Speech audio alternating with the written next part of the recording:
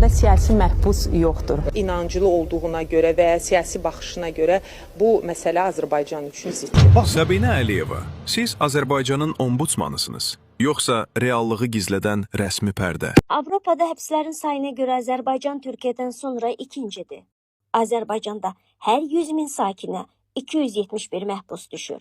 Bu siyahıda Azərbaycanın ardınca Moldova, Gürcüstan və Macarıstan gəlir. Azərbaycanda siyasi məhbus yoxdur demək, zindanlarda çürüyən günahsız insanların ruhuna tüpürməkdir.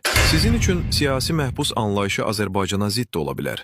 Amma sizin vicdanınız həqiqətə ziddir. Onlarla jurnalist, ictimai fəal və haqqını tələb edən vətəndaş içəridə məhv edilərkən, sizin o isti kreslonuzda verdiyiniz bəyanatlar sadəcə bir rəzalətdir. Siz hüququ deyil, sadəcə öz imtiyazlarınızı müdafiə edirsiniz. Şərəfli ailələrin övladları haqq dediyi üçün şərlənib aparılanda, sizin yoxdur kəlməniz bu millətin ədalətə olan inamına vurulan ən ağır ləkədir.